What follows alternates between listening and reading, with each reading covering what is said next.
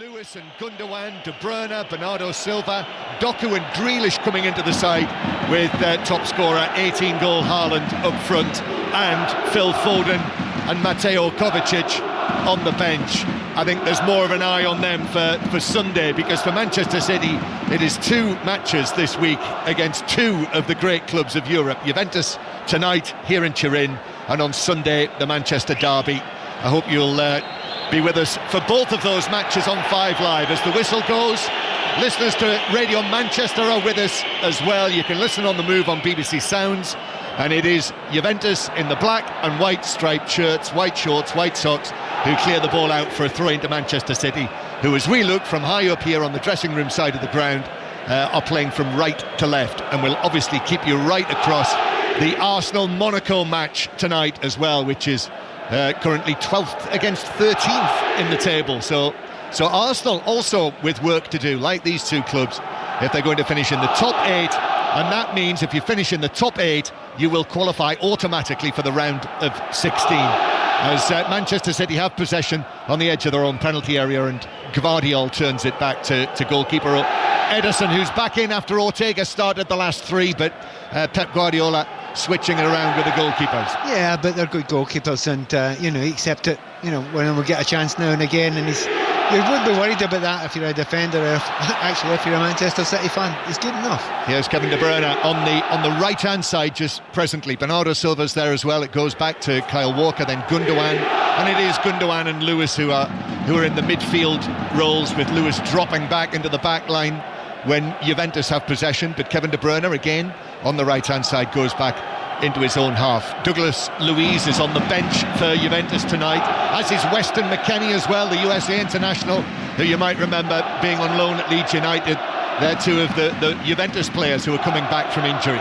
But 0-0, very early stages here. It's dry, it's very cold as well, and there is that alpine freshness in the air, with Manchester City doing exactly what Pep Guardiola asked them to do last night when he was speaking to us. They are keeping it very simple, Pat. Yeah, keeping possession. Not taking any chances with the passes just now. Bernardo Silva was the first player to try and take anyone on. But you're right, the pivotal player is Rico Lewis. He started in the position of left back. He's not actually been there since the first 10 seconds of the game. They've moved into that centre midfield position, and that is, it's how he does that in that position, because it's so important to Manchester City, because that player controls how much you hold the ball. Rico Lewis will be suspended after being sent off at Selhurst Park. De Bruyne now with a cross deep from the right-hand side, but goalkeeper Di Gregorio can come and catch that high above Haaland. And the other thing as well is, Pat, I sort of blithely mentioned that Grealish would be on one side and Doku on the other, but Grealish it's not really a number 10 role, is it? It's a left-sided midfield role. Yeah, but it'll be almost a double 10. De Bruyne will be one side, and I think Grealish will be the other side of Haaland. But those kind of half positions being played all over the place there, which looks great. We're in a positive position and holding, but there are weaknesses to that.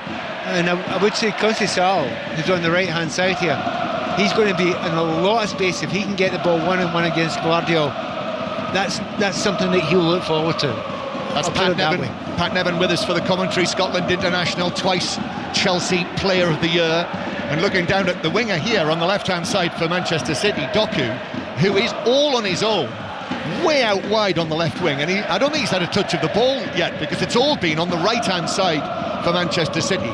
And it's there again with Bernardo Silva. Comes back to Gundogan, Manchester City's Champions League winning captain, to the now club captain Kyle Walker, then forward again to Rico Lewis, passes it back. Juventus just can't get a touch of the ball. Benfica are winning 1-0 against Bologna. That is the first goal of the night in the 8 o'clock kickoffs, with Benfica 1-0 up. Manchester City with the ball on the right-hand side with Bernardo Silva. There's a touch to knock it out of play from Kenan Yildiz, and it's a throw into Manchester City. Keeping you across all of the matches in the Championship tonight, still waiting for the first goal of the evening, and the choice of listening tonight, the Sports Extra option, is the T20, and that goal's been disallowed. The Benfica goal's been disallowed, so it's back to 0-0 between those two. So 0-0 here in Turin, completely enclosed stadium, the stadium that was built to replace the old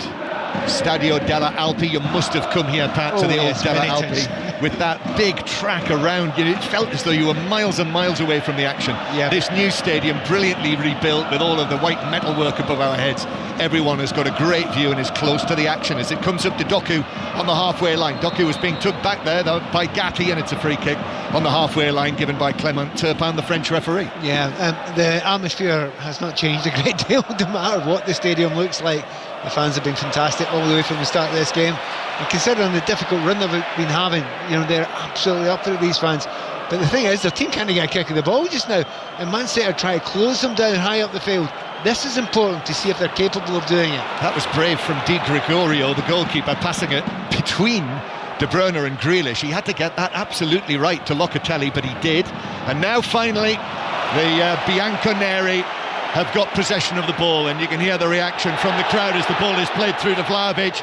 Might have been offside. Still Vlahovic takes it out towards the left and shoots. It's deflected behind, but then the offside flag goes up, and you can hear the reaction from the popular end to our right. Yeah, we've not been too clever. We were dead on line with that. We could see that he'd gone offside. He'd gone far, well, we're going to say far too early, but a little bit too early. I mean, it is an intriguing way that it's been set up, Manchester City, just now. And it's going to take a little while for Juventus to figure out what's going on and where the spaces are. But you can see they're used to that. They're comfortable with that. And players like Yildiz hasn't got on the ball yet. He's a very, very special player, and he'll be desperate for a chance to have a go at Kyle Walker. So this is Champions League commentary. Last night we brought you commentary from inside the stadiums in Spain and Germany. Tonight we're in Italy. Tomorrow night, Europa League, don't miss that. From Ibrox, we'll be inside the stadium. Not sure you're getting that anywhere else. And it is 0-0 here. We're also keeping across the matches in the Women's Champions League, where Chelsea have taken the lead against 20. Caterina Macario with the goal for Chelsea. Celtic playing Real Madrid in the Women's Champions League tonight. De Bruyne, 5 yards inside the Juventus half, very much hugging the far touchline, and then Walker gives it back to Kevin De Bruyne, and De Bruyne flips it forward towards Haaland on the edge of the area, tried to give it back to De Bruyne. Too many black and white shirts in there, and then it's run away by Yildiz, who's actually forced to run it all the way back into his own fullback position, where Danilo passes it forward to Thuram, another of the sons of the great Lilian Thuram, the French international World Cup winner. De Bruyne now tries to, and I think he might have been pulled back there by Gatti, but the referee, who was right there, said no. De Bruyne went to ground. There weren't too many complaints from De Bruyne. He'd lost control of it. It was a pullback, but he'd lost control of the ball and he wasn't going to get it there. A bit harsh on him, but a referee, that's how he understood how it was going to be played. Really intriguing to see Juve. They think they can play through this City team. They think this high press ain't going to work. They don't think Manchester City have got the energy to keep it up. Very intriguing to see that they're wanting to do that and almost drawing Manchester City up the field to try. So it's still 0-0 here, and neither goalkeeper has had a save to make. By the way, Five Live's Champions League final score is in operation tonight, so you can listen to our commentary alongside the final score graphics and the video printer. If you go to the red button on your television, the iPlayer as well, you can click on Champions League final score and do that. So 0-0 here in the early stages. How have things started at Arsenal? Conor McNamara. Arsenal 0, Monaco 0. Miles Lewis-Skelly only recently turned 18, youngest player to start a Champions League game for Arsenal in over 13 years. He's begun ostensibly at left back, but as fullbacks do these days, he's creeping into midfield. Gabriel Jesus has had the first big chance of the evening. It's Arsenal 0, Monaco 0. Thank you, Conor. And it is Conor who will be at Ibrox tomorrow night with James McFadden for the Rangers Tottenham commentary. That's a massive match. And here, Juventus on the attack, Pat, and they've won a corner. Well, I was going to talk at the start of the programme. Never had enough time to really chat about it. We talk about the big matchups in this game, big players playing against each other. There's a very small matchup down there, isn't it? Conceição is playing against Rico Lewis, and that's the first time he's had a run at him, and Lewis lost him there. He's gone down and injured himself, Conceição. Now, to be fair, Conceição goes down a lot. I mean, he seems to have an inner ear problem every time you see him play. Actually, in this time, I think he's injured himself. He's not been kicked. I think he has actually injured himself. Well, they are. I can see the spray that is being administered to his dry ice. It's like disco time. And let's hope he's okay. I know exactly what you mean. I saw him play last season for Porto. in the Champions League. He's got up, he's being helped off the pitch, and we'll see if he's able to come back on. In the Champions League, Feyenoord are winning 1-0 against Sparta Prague. It was Feyenoord who had that comeback against Manchester City in their last match from 3-0 down. And also, trumpet playing, it is 1-0 to Young Boys. They're winning 1-0 against Stuttgart, having yet to win a point in the Champions League. Here is the corner, which is taken deep to the back post by Koopmeiners, headed away by Lewis. There was no one there for Juventus, but Lewis has headed it out of play. And has Conceição come back on? Yes, he has. He's back on the field, so he looks as though he's all right. That spray has done its work, Pat. Yeah. I mean, the corner kick there, we're so used to the real artists of the corner kick, getting it right, the likes of Arsenal and Stoke City. of yore. Very good. Juventus 0, Manchester City 0, and the ball's out of play for a throw-in to City on the far side with Kyle Walker. And the cry of Juve comes up from the stand to our right, where all manner of flags of varying messages and crests and flags are being waved all the way up and down the middle of that stand. Throw in for Manchester City, which is deflected out of play for a throw-in to Juventus. So back Juventus go to the centre of defence and all the way back to goalkeeper Di Gregorio. An opening goal of the night in the Championship at the Hawthorns in the 8 o'clock kickoff. Sani Rudravajala. 12 gone, West Bromwich Albion 1, Coventry City 0. Tom Fellows driving into the box. His work was cleared, only to Alex Mower on the edge of the area, who's hammered it home. West Bromwich Albion 1, Coventry City 0. In the Champions League, Feyenoord now 2-0 up on Sparta Prague. Another of our featured matches in the Championship is at the Den. Aaron Paul. No, Sheffield United. Now, how Sheffield United are not ahead, I do not know. We saw an attempt from Gustavo Hamer across the box, and then, John, we've seen 4 or 5 cross-come shots, all evade the goal line of Lucas Jensen. Baffling stuff from Sheffield United. They've definitely been in control in these opening phases, but atmosphere conversational here at the Den, very, very flat, following that news of Neil Harris's departure after the weekend's fixture. 27 gone, Millwall 0, Sheffield United now. Yes, his last home match in charge. Manchester City with the ball just outside the Juventus box. Lewis found Jack Grealish on the edge of the area, just lost possession, but City have got it back. Gvardiol swings the pass to his left to Doku, and then Lewis and Gvardiol again as Grealish is after it, but it's going to be taken back down there by Gatti, who turns, finds the pass away. Lewis, though, is able to get up and head it forward. Doku is I think, caught there. He was. The defender, the young right-back, Savona, was looking to clear it away, and it was just touched away from him by Doku. He was already through with his kick and caught the Manchester City player for a free kick. He stood on the back of his foot there. No shock news. Conceição was back down on his backside again. Honestly, the guy should have been a worm. Spends all his time on the ground. Anyway, so they've got a chance here. The players such as De Bruyne, Doku, Grealish, they haven't really got on the ball that much in the final third, but gaps will open up. It's just seeing if they can do something with it. De Bruyne takes this free kick, actually takes it down the line to Doku. Could have delivered it into the area. Here is the delivery to the near post, headed away by Thuram. Grealish with the volley square on the edge of the box, over there to the right to Bernardo Silva, and then it comes back to Gundogan, who is very much a part of this Manchester City team. This is his 14th start in the last 16 matches. I'm not sure that was necessarily the plan when he was brought back to Manchester City at the age of 34, but needs must. Exactly, there was a number of players that he was seen as backup for when they brought him back in, but he absolutely has to be in there. But as I say, Rico Lewis is actually probably the more important one in that central area just now. They're trying to play through him, and he's getting a lot of the ball, but he's had maybe one forward pass in the game so far. People think that Rodri position is easy. It isn't. No, as they are very obviously demonstrating.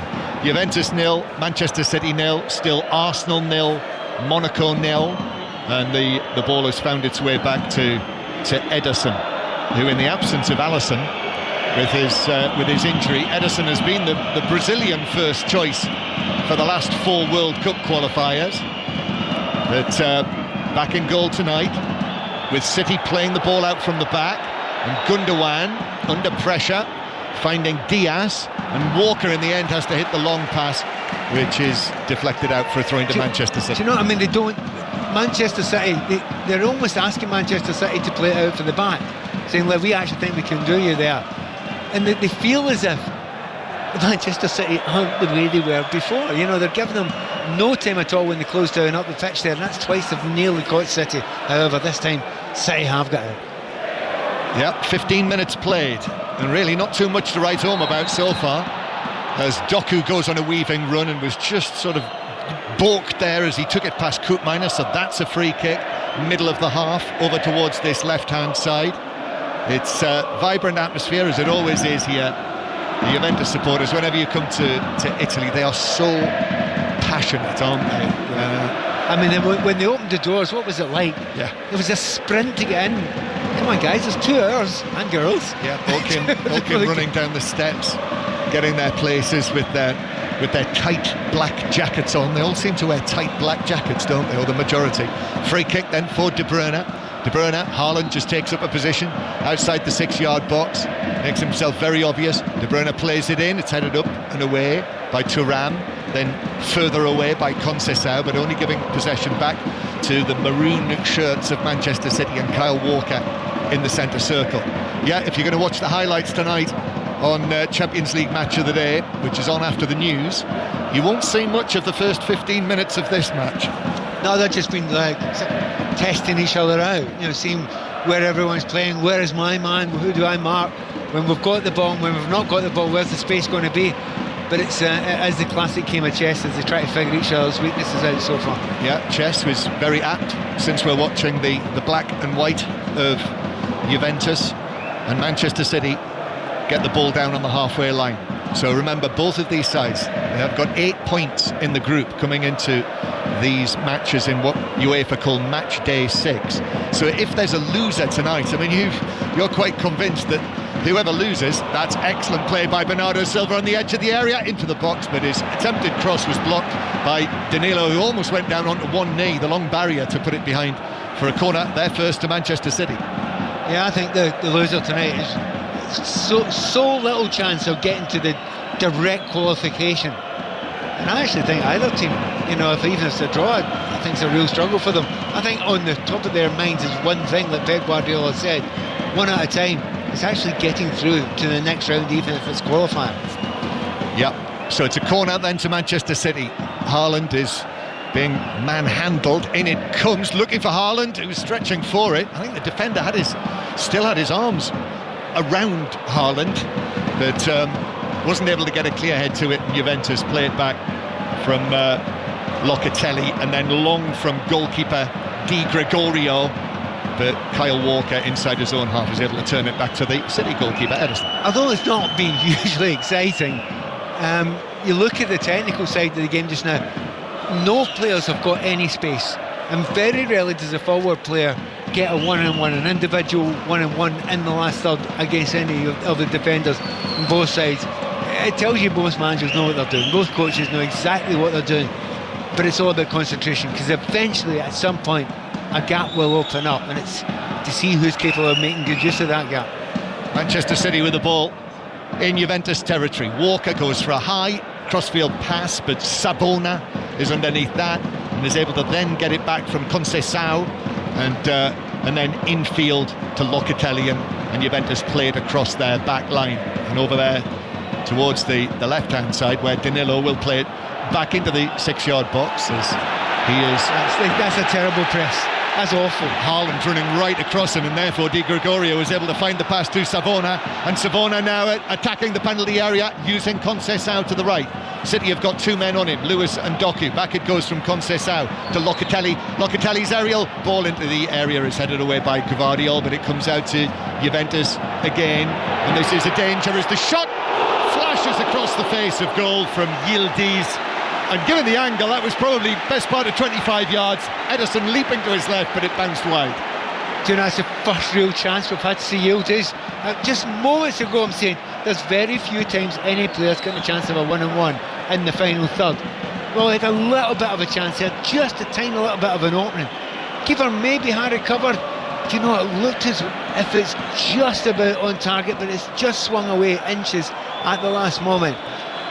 And it just shows you when there's half a chance actually starts. But it was something happened down the right hand side there. Savona and Conceição. Conceição did the underlap there, had a bit of space, and then stopped.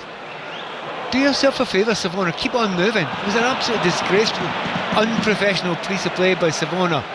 You've got to work with the player that's in front of you, not turn round to the crowd and say you've done something wrong. Yeah, Savona, still relatively inexperienced. He is 21, but this is his first season in the first team on stages like this.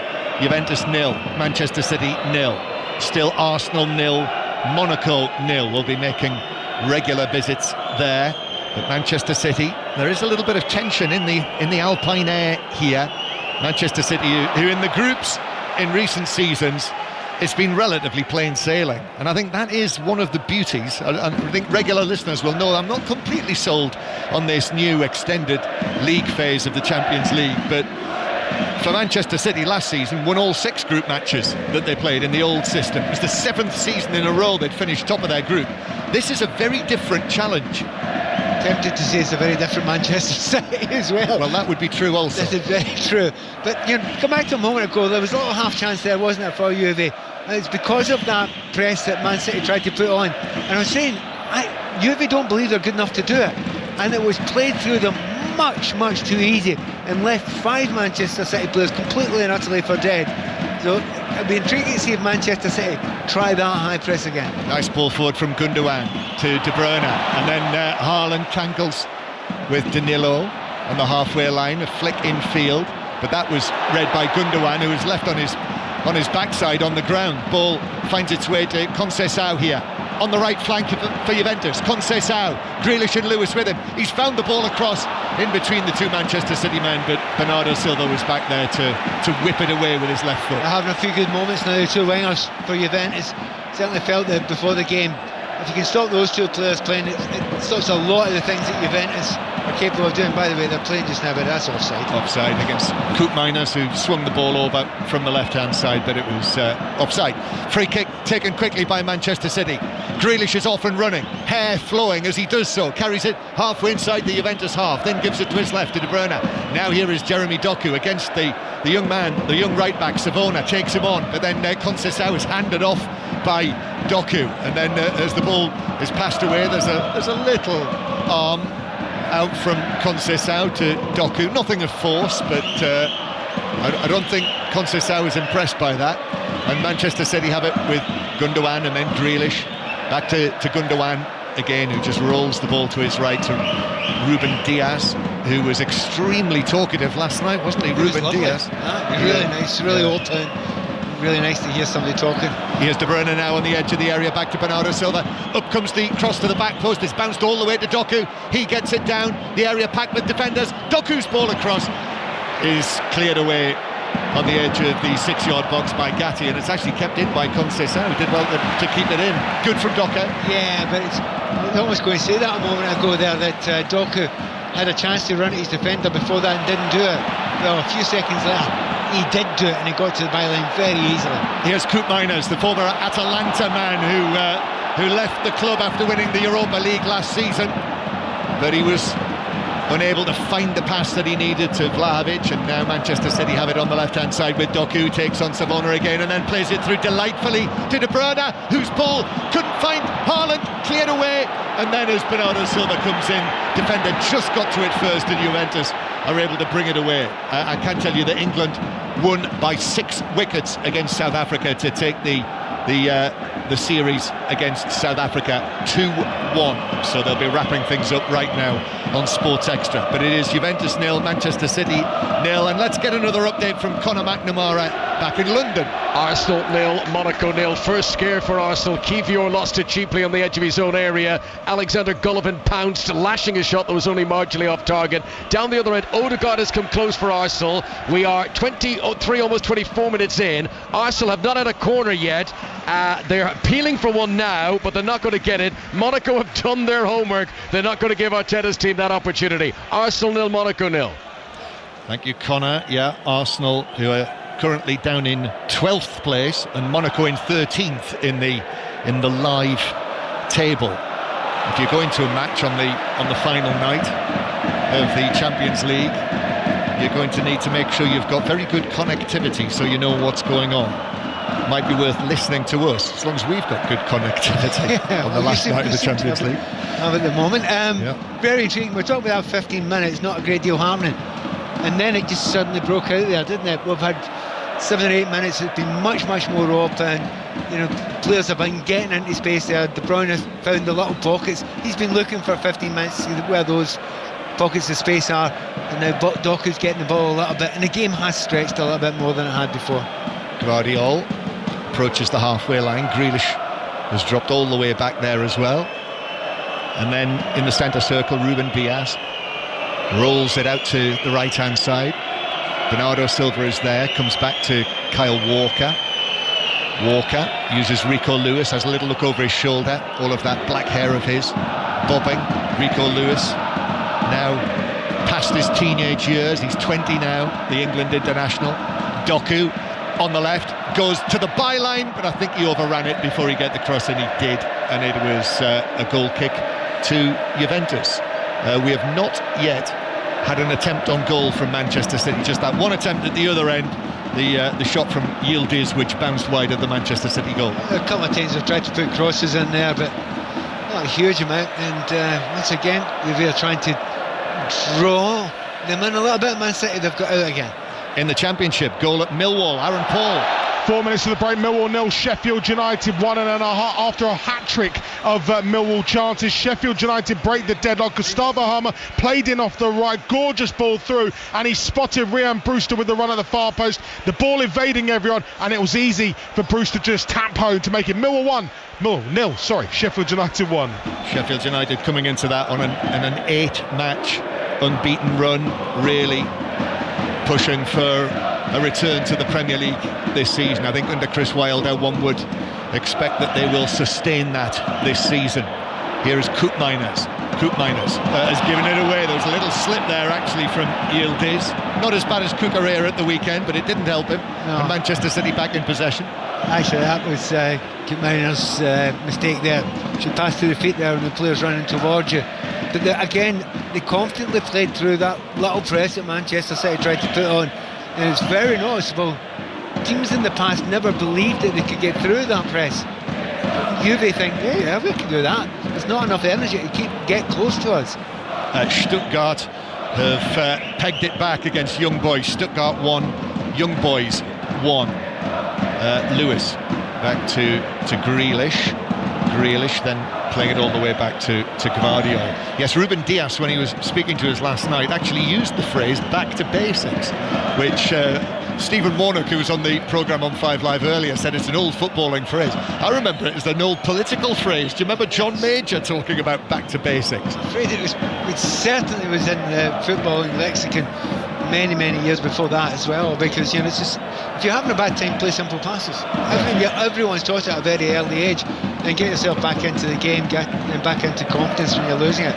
And there's quite a lot of players in that Manchester City side that kind of needed to do that. Yes, I think Ruben Dias knows a lot. I'm not sure he knows about John Major. Doku bringing the ball infield, but it went down.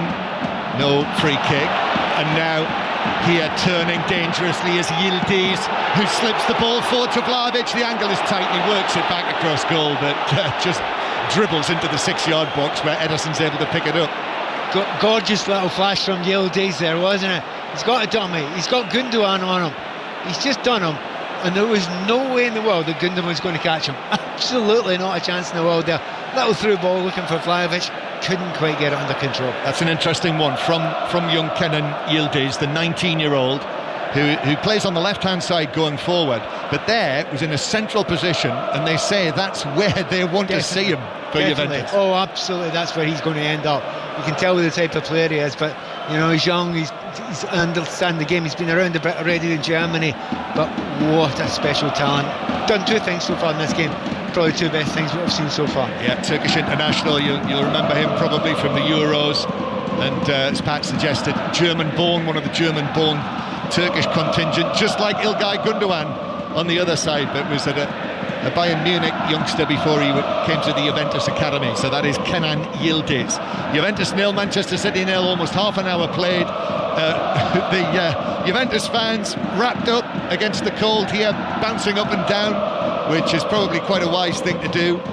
You wouldn't know it if you've just switched on. You might think Juventus have a comfortable lead, but we've seen not too much so far in the match to jump up and down about. So what about Arsenal, Monaco? Conor McNamara. Arsenal 0, Monaco 0. Two big chances to report for Gabriel Jesus, though two good saves. The first one especially, the Brazilian cantering through a hoof-long ball. Suddenly he's one-on-one with Miyeki in the Monaco goal. The keeper pulls off this remarkable save. 99 times out of 100, Gabriel Jesus scores that. Big let-off for Monaco. Arsenal 0, Monaco 0. It is Chelsea 1, Twente 1 in the Women's Champions League, and Manchester City, good possession just outside the Juventus penalty area. Bernardo Silva through to Walker. Walker's got some space if he can pull it back, but there were 3-4 Juventus players in the path of that pullback, and they were able to clear it. And Conceição's going to do well with this ball, which is played behind him. He does actually keep it in, just in front of where Thiago Motta is standing in his first season as the Juventus coach, after excellent work at Bologna in the last 2 seasons. Got Bologna into the Champions League. They are playing tonight. They are struggling. They've got work to do to avoid elimination, and they are currently 0-0 with Benfica. They were here on Saturday, of course. Bologna were winning 2-0 before Juventus came back to make it 2-2, their 4th draw in a row. Now here is Yildiz on the left-hand side, into the penalty area. This is dangerous. Excellent block though. Still in the box. Diaz was able to get his body in front of that shot, but fine work by Yildiz. Yeah, as I say, the best things that have happened in this game so far have been from Yildiz. He gets the ball on the left-hand side there. It's one-on-one with Walker. He just cruises past him. Doesn't have to do anything special. He just cruises beyond Kyle Walker there. And it's such an unusual thing to see from Kyle Walker. A possibility of a handball, I mean, they might have been looking at there, but I think the flag might have been up. It was before, yeah. Although in saying that, it's a goal kick. It was a very, very tight one. But when the shot was at, it did hit off a Manchester City arm, but it was undeliberate. It was close, and it was not in a strange position. 0-0 here in Turin, still 0-0 at the Emirates. And it is half-time now at Millwall. Aaron Paul. Millwall 0, Sheffield United 1. Ryan Brewster's first goal in 27 months separates the two sides, but it's been a pretty balanced affair. The visitors have controlled possession, but Millwall had the better of the chances. Tanganga and Saville hit the post. Aziz has forced a good save from Michael Cooper, but it's a tap-in finish created by Gustavo Hamer and finished by Ryan Brewster. That's the difference at the break. Millwall 0, Sheffield United 1. Juventus on the attack. Thuram has misplaced that quite badly. Past it. I'm not sure he was anticipating the run of Yildiz. It just didn't come, and it was probably 25 yards ahead of him and out of play for a throw-in. I think maybe try to get it to Vlahovic and play with the outside of his right foot. Problem is, played it with the inside of his foot. Wrong side of foot. Exactly. Issue. I mentioned Chelsea 1, 21 in the Women's Champions League. It is now Celtic 0, Real Madrid 1, and Chelsea are back in front. Oriane Jean-Francois making it Chelsea 2, 21. If that makes sense. 2-1. Yeah, too many words in that. Too many numbers in that. Yeah. Here is Lewis. The referee blocks Koopmeiners and then blows his whistle and makes out that he got winded by Koopmeiners. And I think that might have been I think he's hit the technology. Yeah. Which is then jabbed into his back. Yeah, but also because of that collision, Manchester City were away on the attack there. Yeah, he had to stop it. No. And probably a wise move. Yeah, no, I had to stop that because, I mean, the ball wasn't touched by the referee, but it was a massive interference in the play when Juve were on the ball there, so it was the right thing to do to stop it. So half-time at Millwall, run you through the half-times in the other 7:45 kickoffs in the Championship. Not many goals around in the 5 matches. Still Cardiff 0, Preston 0, Hull City 0, Watford 0 in what is Ruben Sellers' first match as the manager. the other scores in a moment, but first to Arsenal, because Connor, Arsenal have taken the lead 12 minutes ahead of half-time. Bukayo Saka was there to finish. The cross came from Gabriel Jesus, but this was all created by 18-year-old Miles Lewis-Skelly. Dropped a shoulder, beat a defender, played the through ball for Gabriel Jesus, and Arsenal take the lead against Monaco. so Arsenal are in front, and it's Bukayo Saka on the mark again. The other half-time score in the Championship, it is QPR 0, Oxford 0. Both of the strugglers in the Championship, although QPR showing some form recently. And as we heard from Aaron, Millwall 0, Sheffield United 1.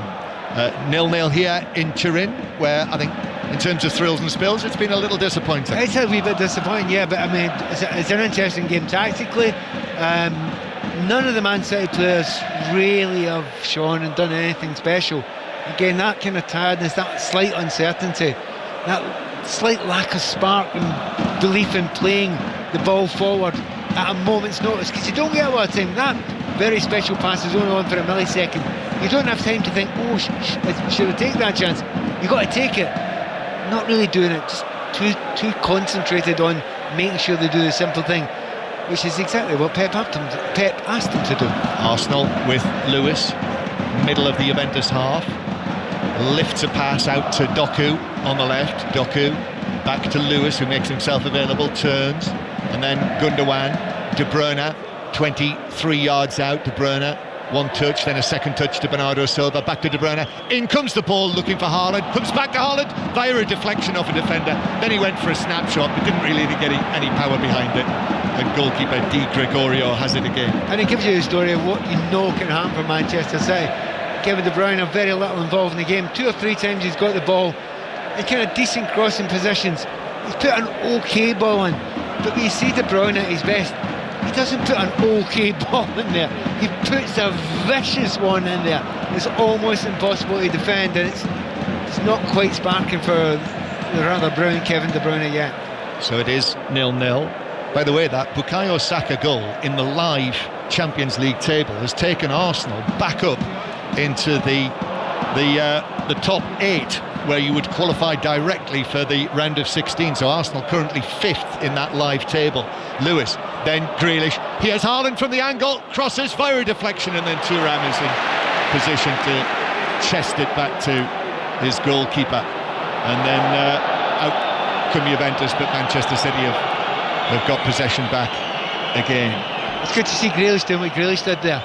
When he got the ball in that position, you know, one of the 2 10s behind Haaland, but he's facing forward, and the amount of times that Grealish gets the ball and his first movement is back towards his own goal, that time his first movement was towards the opposition goal, he looks a different player. He looks so much better. He looks like the player he was at Aston Villa.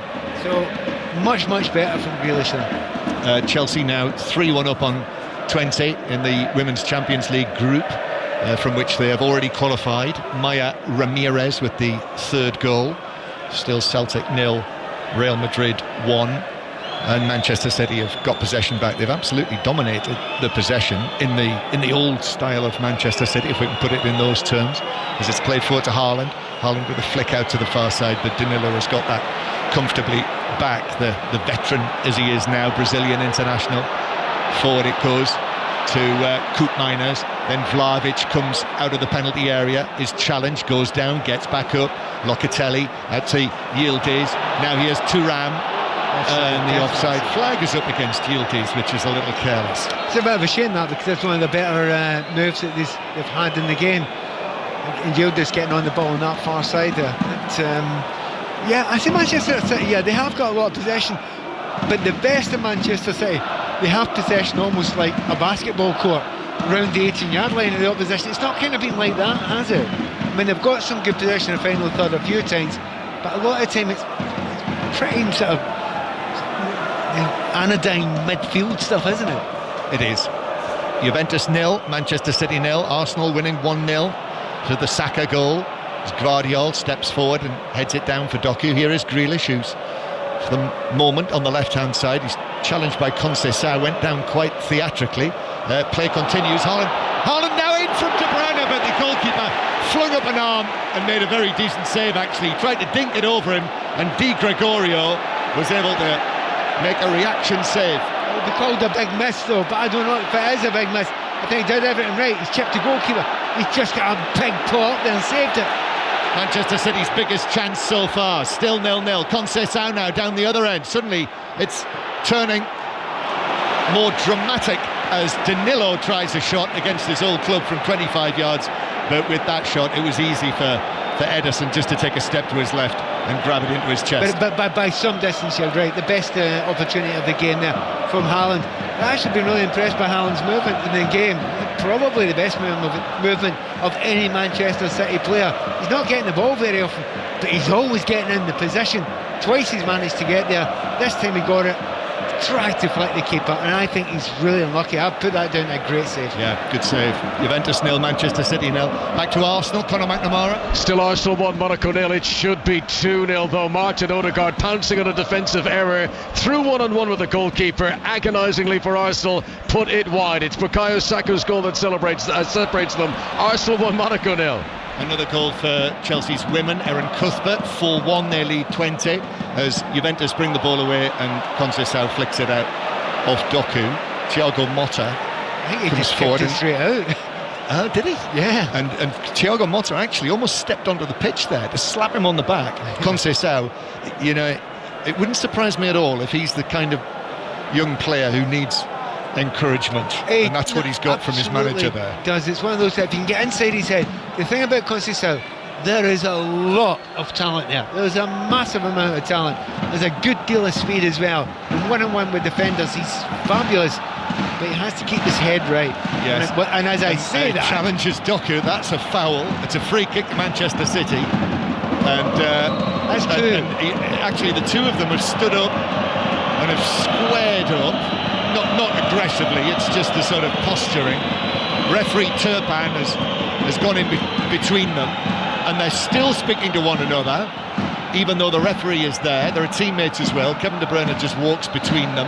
Locatelli's involved also, and let's see whether the referee does actually take any action against the two players. I suspect he'll just have a chat to him. Wingers, honestly. Handbags. Nothing going on there.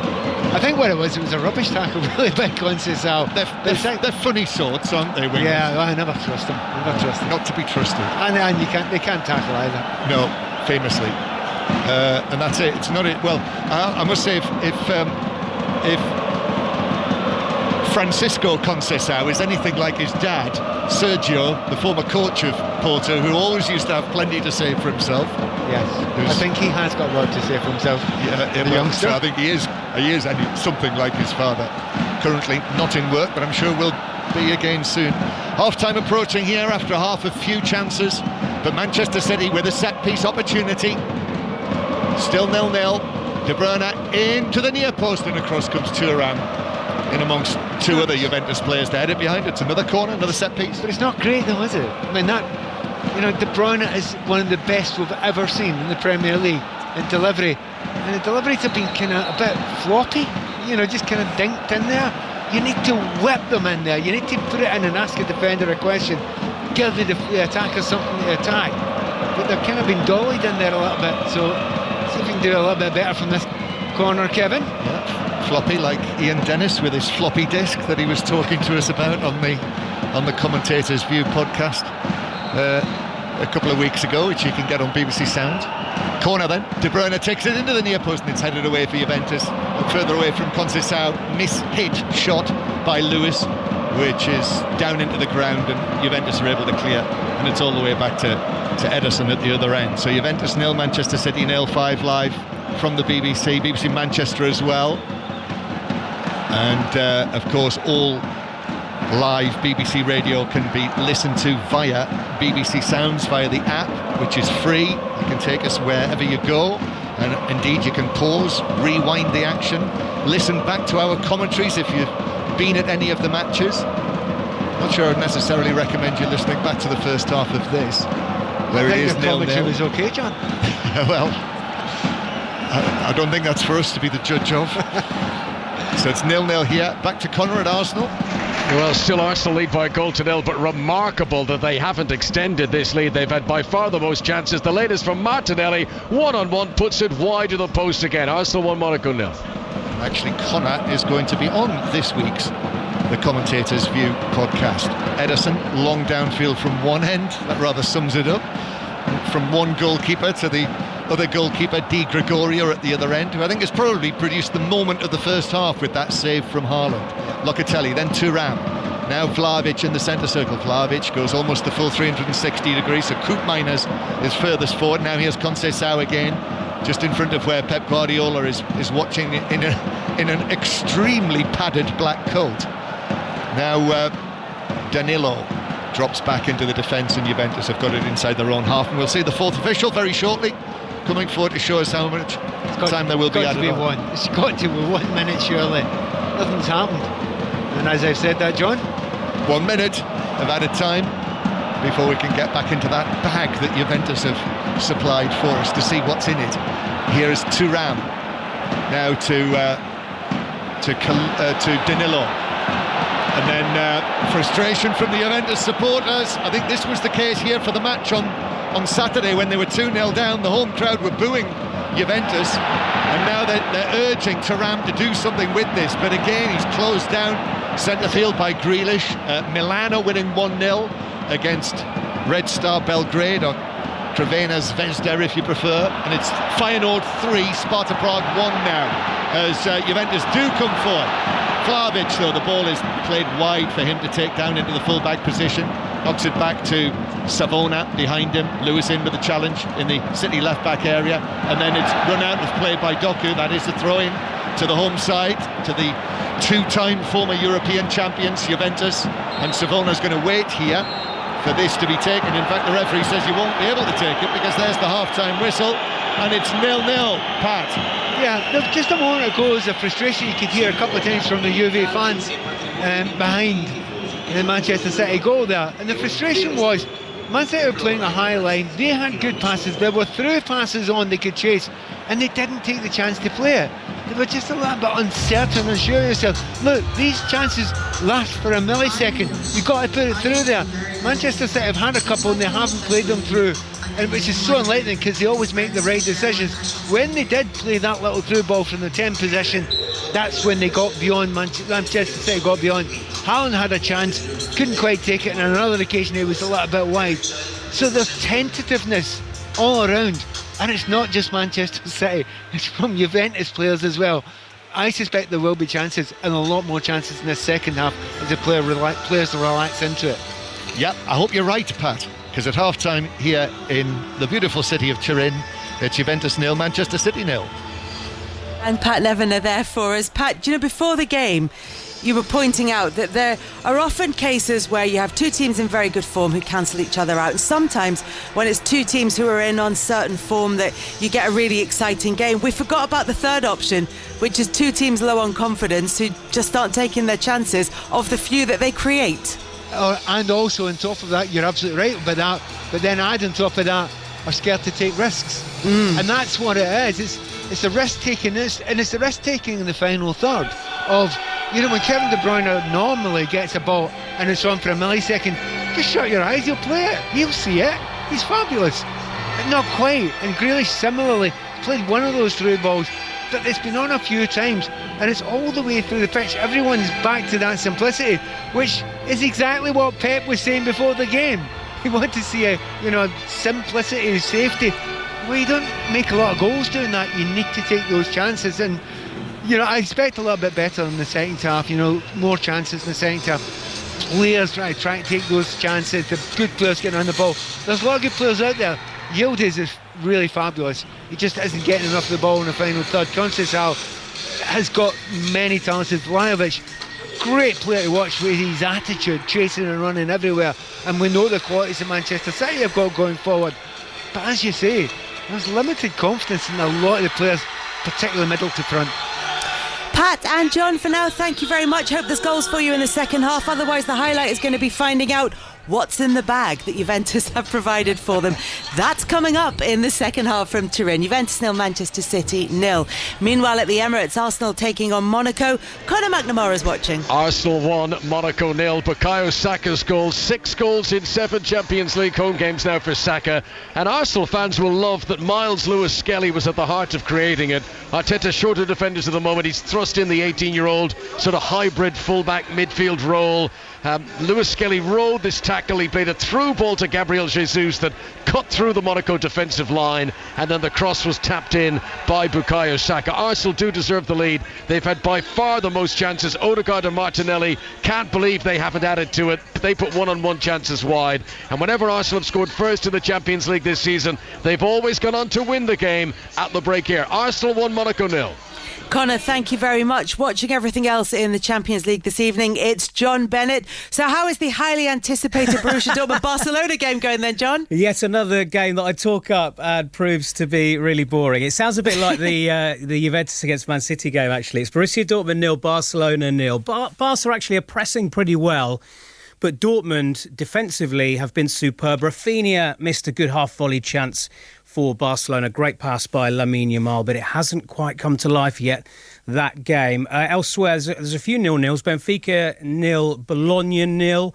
Feyenoord having a brilliant first half against Sparta Prague. They'd be up to 10 points as it stands. They're 3-1 up against Sparta Prague. The first time that Feyenoord have scored 3 in the first half of a Champions League game. There was a very emotional moment in the Stuttgart against Young Boys match. Stuttgart 1, Young Boys 1. Young Boys took the lead early, Lukasz Lukomi, and he held up a shirt of his teammate, Mishak Elia.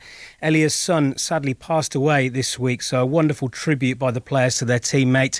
And finally, AC Milan 1, Red Star Belgrade 0. A brilliant goal. This will be one of the highlights of the BBC Highlights show a bit later on. Rafael Leao bringing the ball down edge of the box. The goalkeeper came out. Superb half volley into the top corner. AC Milan 1, Red Star Belgrade 0.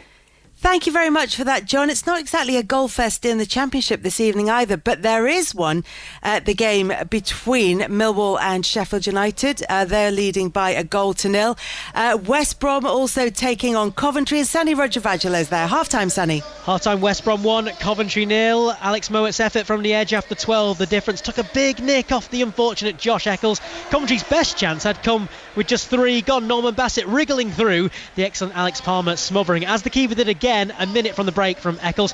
Frank Lampard, hands in pockets, a la chill guy meme. He needs a little more heat from his Coventry side. Half-time, West Bromwich Albion 1, Coventry City 0. Chill guy, I think, excused in the current temperatures. Elsewhere, Hull City 0, Watford 0, QPR 0, Oxford 0. And it was goalless in the first half between Cardiff and Preston, but there's been an early goal in the second half and it has gone Preston's way. In the Women's Champions League, it's Celtic 0, Real Madrid 1 and Chelsea 3, Twente 1. Nader Manua is with us as well this evening, looking at Juventus against Manchester City, but of course part of the Match of the Day highlights at 10:40 on BBC One later on this evening. As far as Juve and City are concerned, Nader, Pat Nevin was saying it feels like a game in which neither team is prepared to take much of a risk, and it's not making for a massively entertaining first half. Yeah, I would agree. We're just in the room now watching some of the highlights as it stands, and we're seeing diagonal balls being cut out. This is kind of what we've seen so far, unfortunately, in that first half. But I think for the way that Juventus have been playing, it's forced Man City to maybe be a bit more predictable. As Pat said, be a little bit safe, passing it sideways. And I think Erling Haaland himself, he's hugely isolated in the middle, facing 2 or 3 bodies around him. But I think if Juve are to try and, win this game, I think at times they need to inject some speed with the likes of Yildiz on the left wing and Conceição on the right, because I think that's when they've looked the most dangerous. And as for City, can you draw them out? Can you try and find a nice bit of play like we saw with just a few minutes left to go when Erling Haaland essentially had a 1v1 after a Kevin De Bruyne assist? But overall, it does look like 2 teams that are probably lacking a bit of confidence and, are probably more scared to make a mistake than go out there and try and win the game. But you're right to point out that opportunity for Haaland, because that's the kind of shot that normally he would put away. He didn't do too much wrong, though, did he? No, he didn't. The way he takes one-on-ones is nothing like what I used to do anyway. I'd probably kick that over the bar, and he's tried to chip it just over the goalkeeper. And in fairness, I'd probably put it down to a good save. But for how good he is, and for the fact that he is one of the best in the world, you would expect him to score there. And I think it was nice to see from a City perspective the link-up between Erling Haaland and Kevin De Bruyne. Again, it's something that we've not really seen that much of in recent months, but if they can get in the groove, then I'm sure they'll feel they've got an opportunity to win many games of football. Nadim, I know you've got a lot on as you prepare for that programme later on this evening, so thank you very much for joining us. It's Juventus 0, Manchester City 0 at the moment. Arsenal leading Monaco by 1-0. We'll keep you across that. We've got a second half commentary of Juve against Manchester City, and we'll keep you across all the games that are happening in the Champions League this evening. We're going to check in now on the BBC News headlines with Jill Mackenzie. The voice of the UK. This is BBC Radio 5 Live. Thank you, good evening. The Children's Commissioner for England has told 5 Live Sarah Sharif's murder has to be a catalyst for change. Rachel D'Souza said the 10-year-old was failed by the safety net that should have been around her. Earlier, Sarah's father and stepmother were found guilty of her murder. Irfan Sharif and Bainish Batul subjected Sarah to years of violence. They'll be sentenced next week alongside Sarah's uncle, Faisal Malik, who was found guilty of causing or allowing the death of a child. Rachel D'Souza spoke to us earlier. For years and years, we've seen these deaths and we get told, lessons will be learned, agencies will work together. I've had enough of that. I mean, Sarah Sharif's death is so shocking. We need change. We need action. We need it now.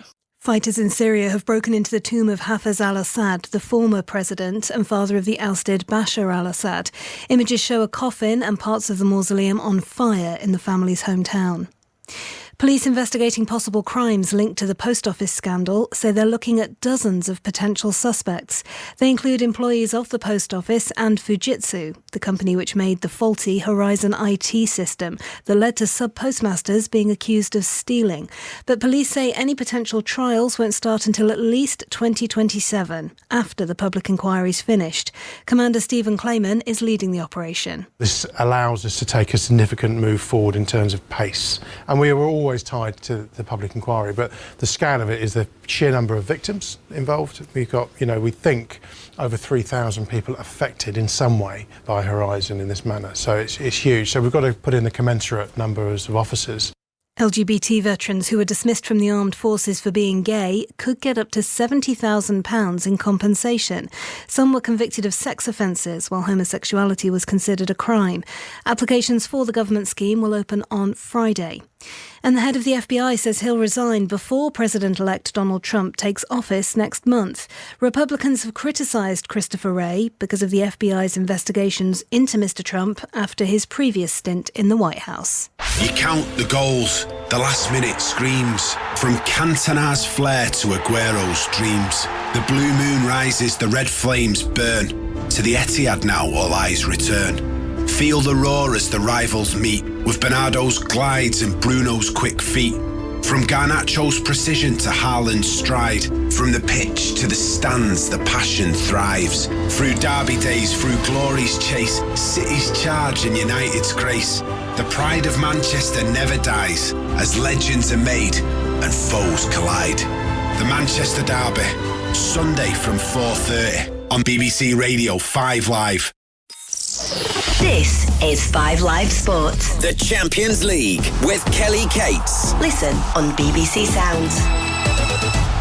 We'll be back to Turin very shortly for the second half of Juventus against Manchester City. No goals as yet. Also in the Champions League, Arsenal lead Monaco by 1-0. We'll keep you up to date with everything that happens there. And of course, we're across everything that's happening in the Championship this evening, including at Millwall, where they're taking on Sheffield United. And Aaron Paul's watching. 10 minutes since the restart, Millwall 0, Sheffield United 1. The Blades still leading for Ryan Brewster's first half strike. His first goal, Kelly, in 27 months. It's a big goal for him. It's a big goal for Sheffield United. A win here takes them top of the Championship tonight. Millwall 0, Sheffield United 1. And QPR have gone 1-0 up against Oxford United. Sam Field has scored the goal for them. There'll be a special Football Daily out later this evening on the news that Saudi Arabia will host the 2034 World Cup. Wycombe Wanderers player and the PFA's first sustainability champion, David Wheeler, has been talking about it, about the environmental impact both of Saudi hosting the tournament and the World Cups before that. If we just rewind a little bit just to the 2026 World Cup, where you're talking about it spanning a whole continent in USA, Mexico, Canada, which in itself is insane. Moving on to, like you said, looking at three different continents, having to have that amount of flying, which is the other major climate impact. But also, all of these World Cups from here on out are going to have 40 more matches than they have done, which in itself is going to have a huge carbon footprint. But also the Saudi Arabia World Cup, they're one of the worst offenders in terms of trying to slow down the transition away from fossil fuels at international climate negotiations, and giving them a platform on the world stage like this is only going to make that situation worse, when it's clear that government officials and people that represent us on the international stage are finding it difficult enough to agree on the simplest of things in transitioning away from fossil fuels. Would you want to hear players talking up about it more? Absolutely, yeah. I mean, we've seen from the letter from over 100 female players to FIFA to drop their sponsorship with Saudi Aramco that there are many female players that are willing to speak up, but there's still sadly is a lack of male players prepared to do the same. But yeah, I especially now with so much time until the Saudi World Cup, I really hope that there are top professional players that come out and say that this isn't a good idea. But I want to stress that it shouldn't really be down to the players as much as it would help. It should be down to the governing bodies. They shouldn't be sitting on their hands and taking this lightly. I'd look to the FA especially as a leader to say that, no, we're not going to take this lying down. We're not accepting this. This is not in line with our values, and there is time to find another host. That was David Wheeler talking about the environmental impact. The Saudi government says it's diversifying away from fossil fuels and trying to reduce emissions, and has rejected criticism that it's using sport to distract from its record on sustainability. FIFA's World Cup evaluation report said, whilst the extent of construction would have a material environmental impact, the bid provides a good foundation for delivering mitigation measures to address some of the environment-related challenges. The FA said today the FA board met the Saudi Arabian Football Federation last month. We asked them to commit to ensuring all fans would be safe and welcome in Saudi Arabia in 2034, including LGBTQ plus fans. They assured us that they are fully committed to providing a safe and welcome environment for all fans. There's a much more in-depth look at those issues and all the issues around the 2034 World Cup and indeed the 2030 World Cup on the podcast, which is available later on BBC Sounds. The players are out in Turin. It's Juventus 0, Manchester City 0 as we head into the second half in the company of Pat Nevin and John Murray. Thank you very much, Kelly. It was a bit of banana cake actually that was in the brown bag, which was very nice. There was much more than that in it. Yeah, there was much more than that. Yes. There was a soup, which I thought was it. asparagus and you thought was cauliflower. I think it may have been a mix of the two. Yeah, there was another exciting little bag after I finished the soup, which turned out to have croutons in it that I should have put in the soup. Vision, John. Vision. I put the croutons on there. Very good. Teams are just taking their places. No changes at half-time. You can still hear the sound of the Juventus stadium, unmistakable. 0-0 as the second half begins with Juventus. Di Gregorio in goal, Savona, Gatti, Kalulu and Danilo are the back four. Just trying to get my stopwatch started. I think it maybe seized up in the Alpine cold.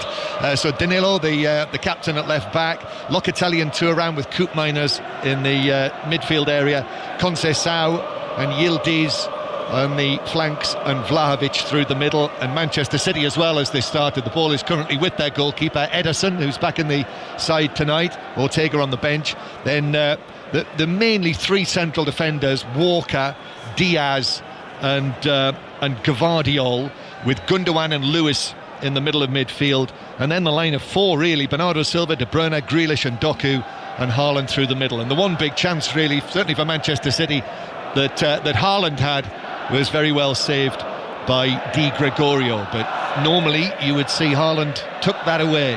He would do, and keep on getting into those positions and he will put one of them away. But the one thing I would say to Man City fans, I mean, they've not been terrible, but they are nowhere near the force they were, just a number of months ago. It's not back yet. It's 45 minutes where they've controlled parts of the game. but it's a long way short of the Manchester City that were so dominant before. Yeah, very much so. In the week that they play Manchester United in one of our 5 Live Premier League commentaries this weekend. Juventus going down the right-hand side. Conceição wins the first corner of the second half. Arsenal winning 1-0, by the way, if you just switched on to us. Arsenal 1-0 up on Monaco. So Arsenal currently in 5th place in this table, but Juventus and Manchester City way down closer to the elimination zone than they are to the automatic places for the round of 16. Here's the Juventus corner into the edge of the 6-yard box, headed away by Diaz. Comes out on that sliced badly by Yildiz. Actually, it's kept in, but the offside flag is up against Koopmeiners, so it's a free kick to Manchester City. So, second minute, 0-0. Pat Nevin. Yeah, I can't believe they actually touched the ball there, because knew it was going to be offside. Let it roll out for a throw-in, then you can press up. Actually touching it when you're 10 yards offside it's just daft. It's nothing more than that. It was the silliest piece of play to do, but a little bit of a better start second half there for Juventus. They're getting high up the pitch.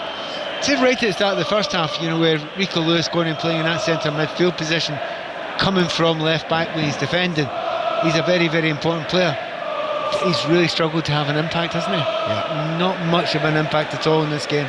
Again, underlining how difficult it is to play that position and control games.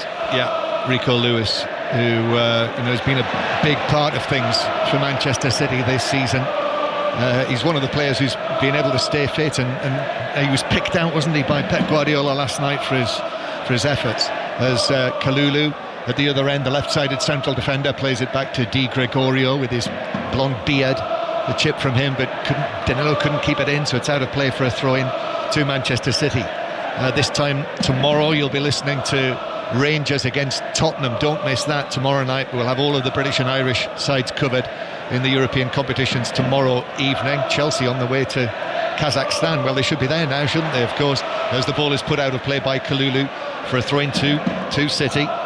Walker has come up to take it. And then on Friday, by the way, must mention the World Cup qualifying draw is going to be at 11 o'clock UK time, live from Zurich. We'll have coverage. I'm off there tomorrow, actually. We'll have coverage in 5 Live and Adrian Child's show, but you'll be able to listen to it on 5 Live, but also watch it on the iPlayer and follow it via the BBC Sport app. So that's the World Cup qualifying draw Friday morning from 11 o'clock. As you know, Pat, I'm going on the train to Zurich, which I'm very much looking forward to, through the Alps. Yes, I've done that train before, and it's if you get it on a clear day, it is one of the most beautiful journeys in the world. Yes, well, let's hope it is. Manchester City in possession with Bernardo Silva down below us. Here as the substitutes warm up just off the pitch. De Bruyne in, that's nice. Gundogan with a shot that's blocked, and then Haaland with his back to go, stuck out a leg. Couldn't bring it down. That was a chance for Gundogan. That's more like Kevin De Bruyne. Gets in this wide area and he zips the pass in this time. Not little dolly into the middle, zips it into Gundogan, who tries to get it onto, tries to get a shot on.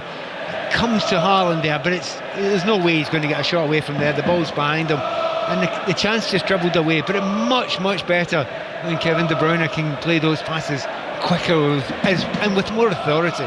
Manchester City in the maroon kit attacking towards the end, where all the noise is coming from that you can hear from the Juventus fans with their many and varied flags. Doku back to Grealish.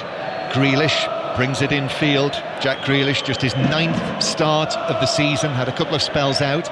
Now Kyle Walker then rolls it here to Bernardo Silva. Early ball in, it's dummied on the edge of the box, but I think it might have flicked the heel of Gundogan, and that meant that Juventus in the black and white stripes, broad black and white stripes on the front of their shirts this season, were able to play it up to Vlahovic, who is challenged by Diaz, goes to ground, and it's a free kick to the home side just to the left of the centre circle. Chelsea's women now 5-1 up on 20 in the Champions League, so 5-1 to Chelsea, and it's still Celtic 0, Real Madrid 1 in that group. Gatti at the back, Federico Gatti, who rose up from the lower reaches. He was playing in the 4th tier of Italian football and got this dream move to Juventus, played in Serie D, Serie C, Serie B, and now here he is in the Champions League, a very rugged central defender, very much in the mould of his hero, Chiellini. As Kalulu, that's a poor ball, but he's been fortunate there, did reach Koopmeiners. Doku couldn't intercept it. And now Savona, but Conceição comes short, and Juventus have gone back into their own half. Again, it was another opportunity. That ball we're talking about was City playing very, very high line. They were only 10 yards inside their own half there, but the ball was played over the top. They just didn't have anyone, Juventus, in the midfield that could look up and see that pass there. But Koopmeiners, that's probably the third time he's actually run and beat the offside trap, and the ball's just not been delivered. So it remains 0-0. Juventus potentially involved in yet another draw, having drawn 7 of their last 9 in all competitions. Thuram up to Vlahovic, stuck out of foot, couldn't control it. Gvardiol was able to play it forward to Grealish, who's gone tumbling down off the ball. Might have just been brushed by Yildiz. And then Kevin De Bruyne through the middle, but Gatti comes out strongly, wins the ball against De Bruyne, and big Gatti has taken it downfield and has now played it out to Conceição on the right wing. Conceição against Lewis, still going, twisting and turning inside the box.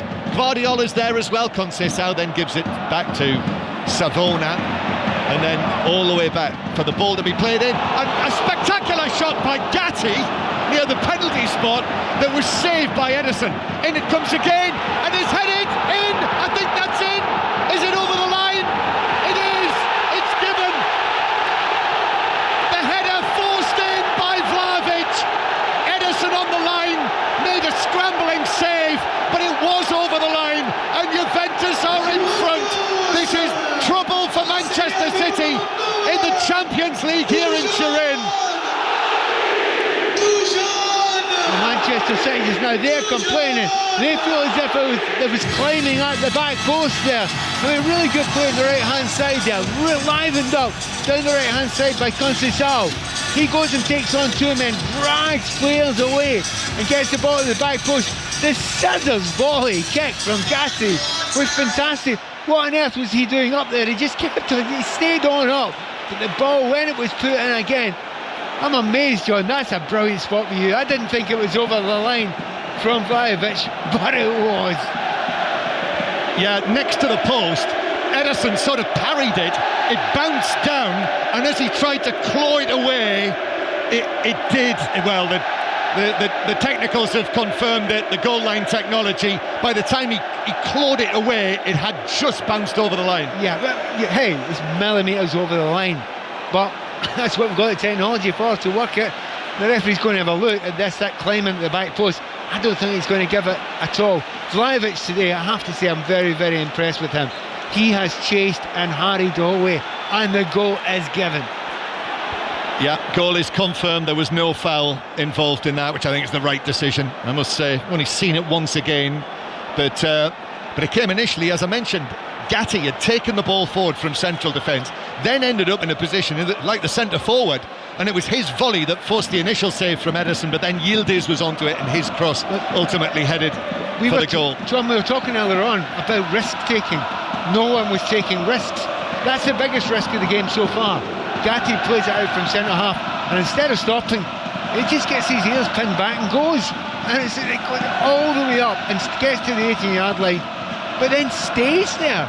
He doesn't think, oh, it's not coming right away. He stays when the ball came in. What a brilliant effort, a scissors kick that is. What a dream. In fact, actually, what a fairy tale that would have been had he scored the goal. Yeah. And what about Ederson? Was there more he could have done with that? I mean, the header was from relatively close range. Did parry it initially, as Manchester City, who have now dropped down to 22nd in the Champions League table with this scoreline, losing 1-0 here. They are just they're just 3 places above the elimination. You look at the points total. That's the thing. The points tally. It's not enough points. They need more points. And even if they win their final 2 matches, then you would think that would not be enough to get them into the top 8. And it might get worse here as Juventus, Vlahovic, the goal scorer, having just scored his 10th goal of the season, plays it for Conceição. Then to the left-hand side, Vlahovic, deep cross, that's dangerous, but it's headed by the right-back, Savona, well wide of goal. QPR are now 2-0 up on Oxford. Sam Field, who I think scored the first goal, yes he did, so that is 2 goals for QPR. 2 goals for Sam Field. In the Champions League, Barcelona have taken the lead through Rafinha. So Dortmund 0, Barcelona 1, and VfB Stuttgart now 2-1 ahead against Young Boys. The Swiss side did lead in that match, and that means that Barcelona are now in second place in the live table. Going to go back to Arsenal in a moment. Manchester City, De Bruyne, Bernardo Silva, now to Grealish in the D. Manchester City having to come from behind here in Turin. Doku in the area on the left-hand side. Excellent footwork. Doku's shot, that's blocked. Lewis now with a chance. That's blocked as well by Koopmeiners, who threw himself in front of it. And Manchester City have to up their game, but that's what they're doing as Walker goes round the outside. Walker, his ball in field past Danilo, and Juventus will pass it away from the back. In fact, they don't. Gundogan's won it back from Kalulu, and Manchester City will come again. Walker, infield to De Bruyne. De Bruyne's passed straight into the legs of the defender now, Vlahovic, and Juventus might be away on the counter-attack here. And Vlahovic goes for the pass to Conceição, and he brings it down, but he took him wide. However, the chance is still possibly here for Juventus. Conceição brings it back into the area and shoots into the legs of Guardiola, and it bounces away to Grealish near the halfway line. I can't believe Conceição didn't take Guardiola on there. He just ran it. Guardiola's backing away. Keep on going. Don't need to shoot for that angle there. You had him on toast. Don't know why he didn't do it. However, since the goal, the pace has been picked up for Manchester City. The pace that they should play it, or they have to play it if they're going to be successful. And right now, talking about pace and lightning, sort of quickness in the final third, I think Phil Foden's needed here, and I think he's coming on. Oh, is he? He's warming up. So it's 1-0 to Juventus.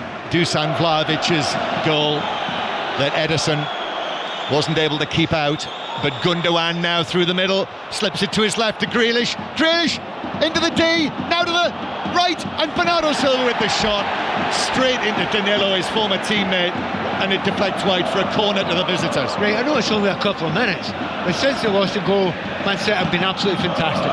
Back to Man City, playing at that tempo. Everybody wanting the ball, everyone zipping the ball about, imaginative passes, taking risks with those chances, those passes as well. You want to see them do that all the time. The only time they've done it in the game is since they lost that goal. Yeah, as you can hear, the sound's been turned up by the Juventus supporters. De Bruyne's corner easily cleared away by Koopmeiners, and then flicks from Gundogan and De Bruyne, but won back by Yildiz, who turns it into his own penalty area, where Kalulu will volley it downfield. But Manchester City are coming on more strongly here. They've raised their game since going behind in the 54th minute. We are going to go back to Arsenal in a moment, but Manchester City are threatening here. De Bruyne, Arsenal are winning 1-0. Manchester City losing 1-0, the 2023 champions. Manchester City, who've been in 2 of the last 4 Champions League finals, but with this scoreline are in some danger in this new Champions League. Here's Gundogan, as Manchester City are parked in the Juventus half. His ball forward to Doku on the right now. Doku's ball across is cleared away, out of play by Gatti for a throw-in.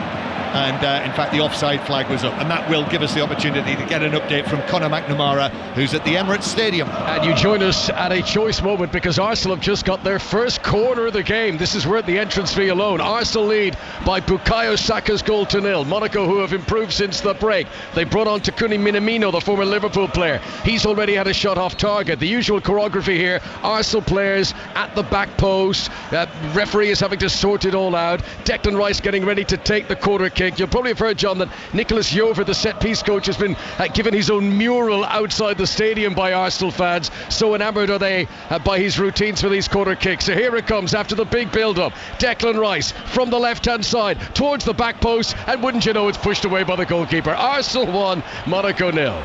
So 1-0 to Arsenal. Manchester City still 1-0 down, and Juventus just causing a problem with a ball into the penalty area that was parried by Ederson, and the ball very nearly fell to Juventus. Well, Parry's been kind about it. Could do a wee bit better than that. I wouldn't blame him for the goal. However, I think a number of people possibly would. Doku now near the edge of the box. He was not fouled by Locatelli. Thought he had a case there, but referee Turpin says no, and so it's brought away by Juventus. In the Champions League, Everyone can see this. That thrown through the middle. I mentioned it a few minutes ago. Cook Miners keeps on making this kind of inside forward move to a high line, and the whole place shouts, play it. He's now done it 3 times and he's not been played in.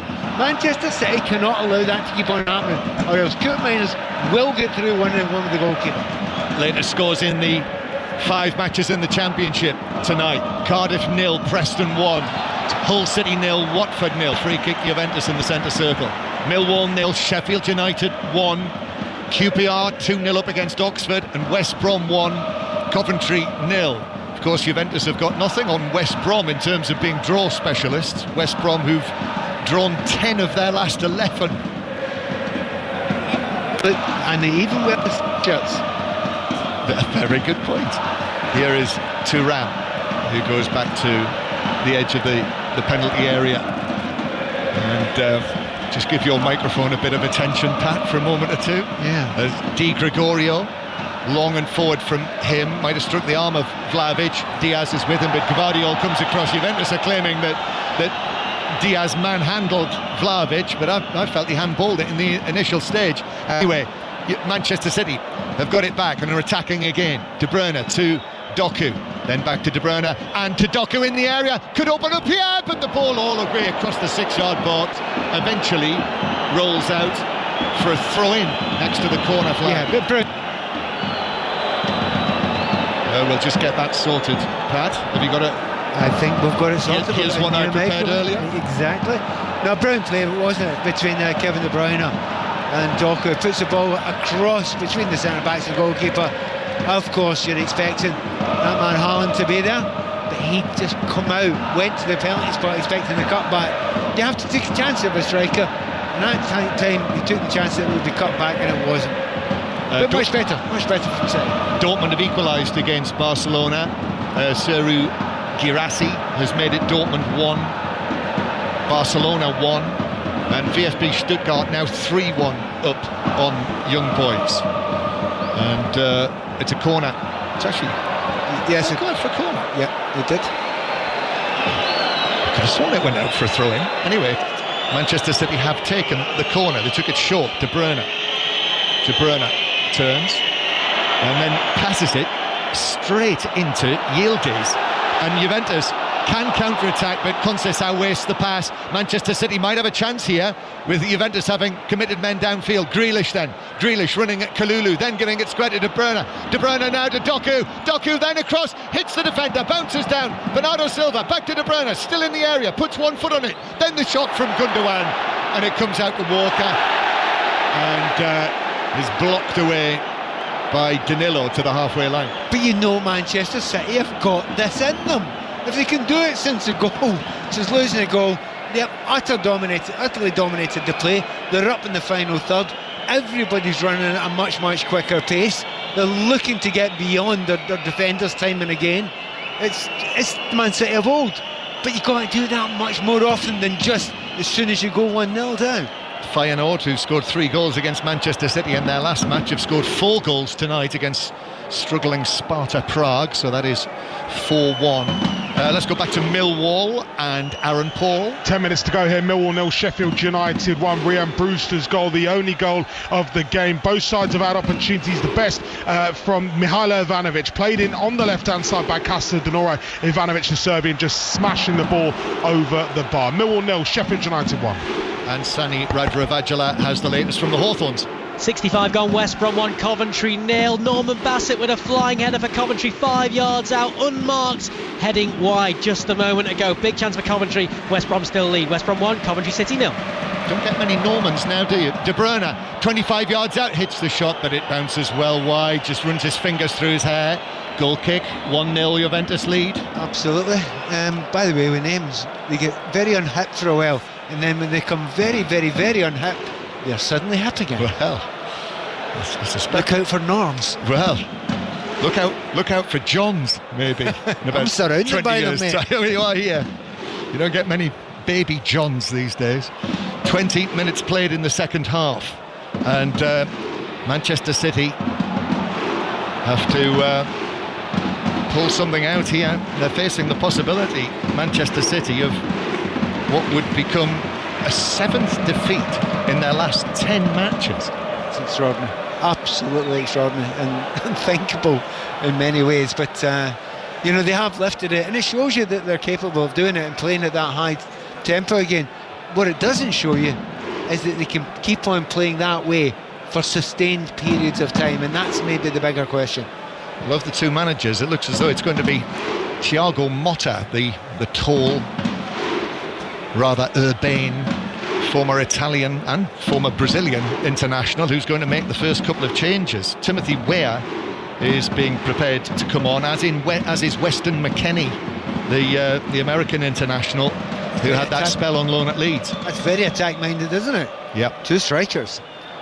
Although McKennie can play in all sorts of positions, can't he?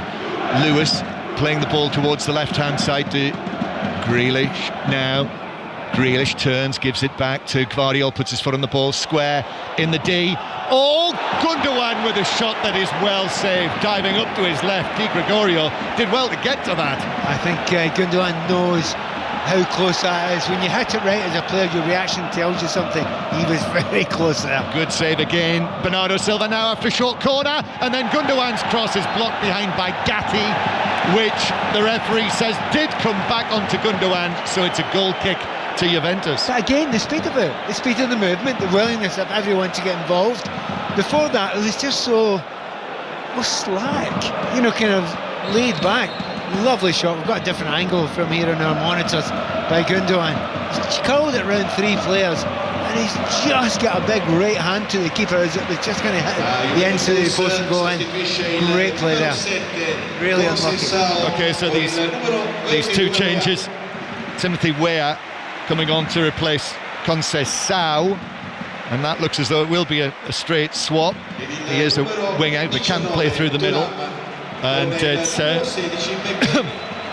Kefren Turam who's coming off from the midfield to be replaced by Weston McKennie, who's one of the many Juventus players, just like Manchester City have had, who have been on the injured list. Douglas Luiz is back on the bench tonight after his big money move from Aston Villa. There's actually a bit of talk, isn't there, about Douglas Luiz moving back to England possibly in January, such as things have not worked out really from here so far. But a double change from Juventus. Manchester City needing a goal, facing defeat, and we are into the final quarter of the match now. 1-0 to the home side here, and that's still the case with you, Conor McNamara. Yes, Arsenal leading Monaco by a goal to 0, and there's been chances at both ends here. Odegaard just denied by a marvellous save. It probably wouldn't have counted anyway. Gabriel Jesus was blocking the keeper's view. It would have gone to review to see if he was involved, but the keeper saved anyway, so it didn't matter. Down the other end, Jorginho gave the ball away and presented a chance to Mbolo, who shot low and fractionally wide. Monaco much better now. Arsenal 1, Monaco 0. Manchester City on the attack here in Turin on this cold, dry night. Bernardo Silva takes it back out into the full-back position, uses Jack Grealish. Grealish just drops his shoulder and then runs into Savona, but keeps possession, comes back to him, the two of them working together, Bernardo Silva and big tactical Grealish. change as well. Grealish has gone left wing, Doku's gone right wing, Bernardo Silva much more central, which he will enjoy more. And maybe that will favour Manchester City. Doku trying to get round Danilo, but couldn't do so. Yildiz was back in there helping him out, and then it's chipped forward by Danilo for Koopmeiners. But Ruben Dias is able to come across, put it out of play. Koopmeiners gets a ball from the side of the pitch, takes the throw to Vlahovic, who was off and running down the left-hand side, and Gvardiol fortunately was sharp, stayed with him, and in the end Ederson was able to clear. He's very game Vlahovic, isn't he? He will chase pigeons, he will go after absolutely anything. You know, really selfless centre forward, a phrase you don't often hear. So 1-0 Juventus lead. 5 live from the BBC. Radio Manchester are with us tonight as well for the commentary, as they will be on Sunday, providing the commentary. Radio Manchester and 5 Live from the Manchester derby. Here is Grealish back to Lewis, and then Lewis with a high ball across field, taken down by Doku. Doku into the penalty area now, then plays it back to the edge, the corner of the box.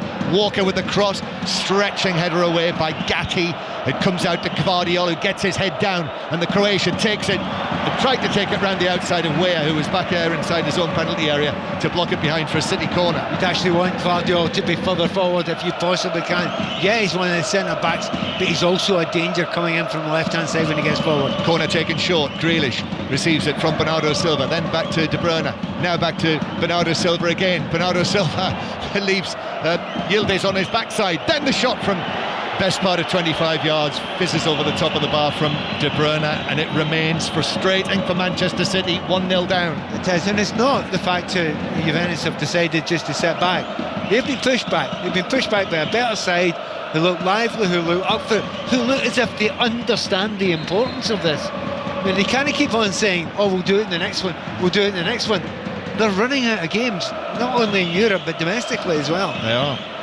1-0 to Juventus. A woman just makes her way behind us. She was wrapped in a blanket and had a big fur-rimmed poncho on. She wasn't taking any risks with the cold Turin weather. Off she goes down the stairs as Manchester City take a throw in on the halfway line. Here's Grealish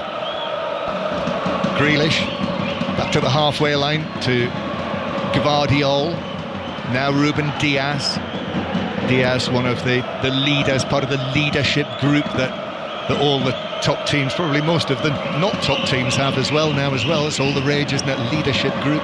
Gvardiol, then back to Lewis. Manchester City needs someone to step up here. Kyle Walker.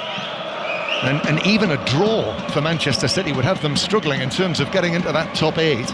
Also Milan have been pegged back. Red Star Belgrade have made it 1-1 against Milan, the 7 times European champions.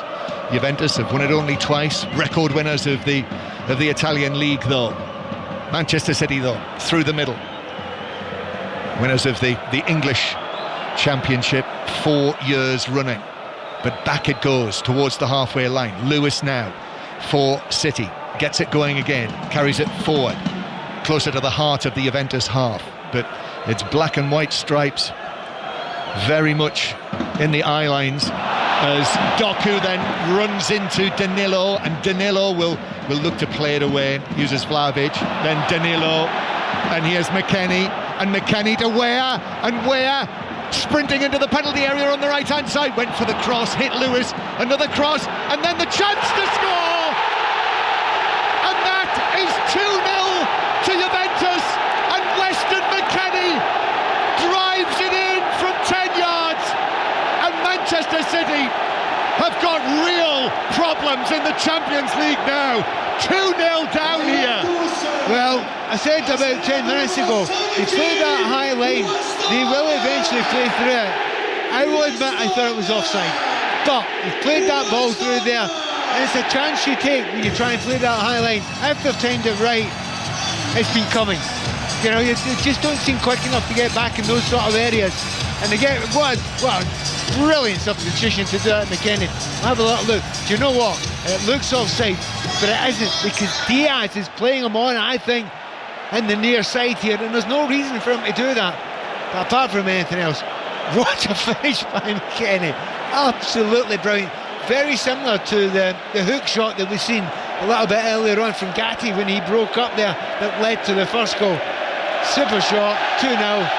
Long way back for Manchester City now. Well, listen to this.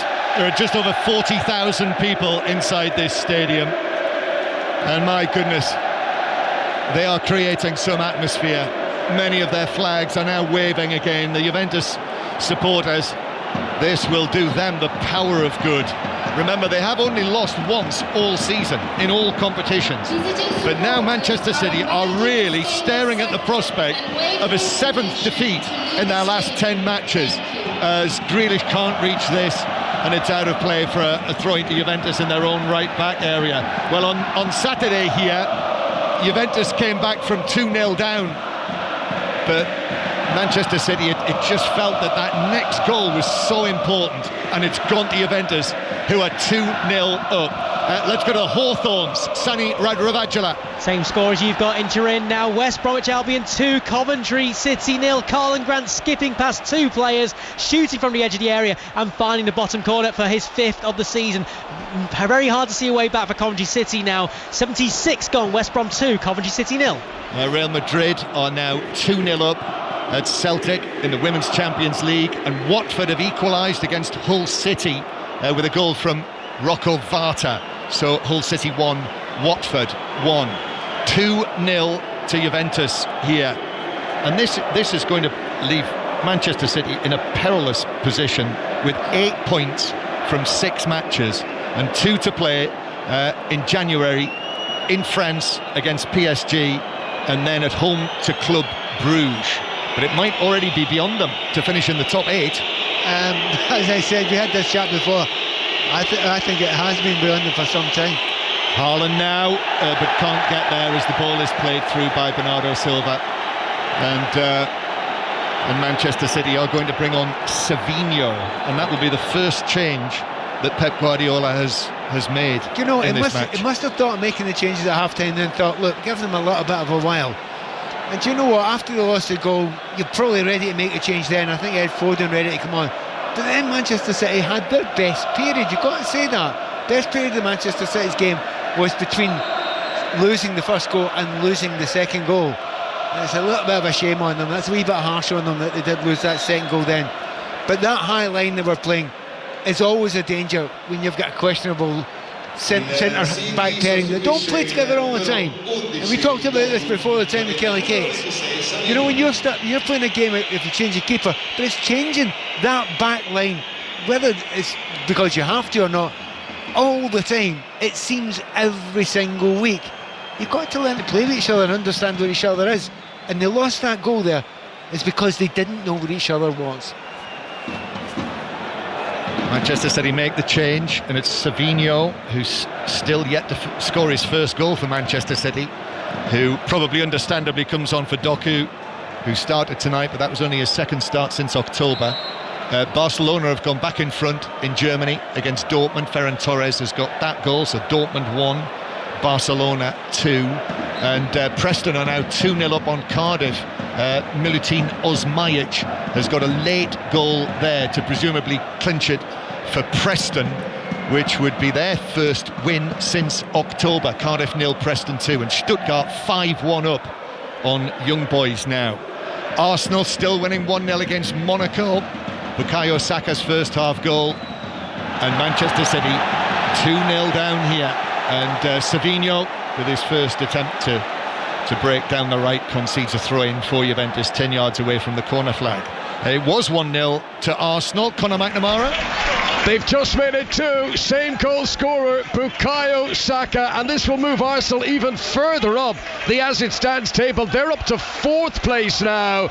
Monaco, who came out in good determined mood at the start of this second half, they've given it a real go, but Arsenal reasserting the dominance they showed in the first half. They're 12 and a half minutes to play. 2 goals from Saka. Arsenal 2, Monaco 0.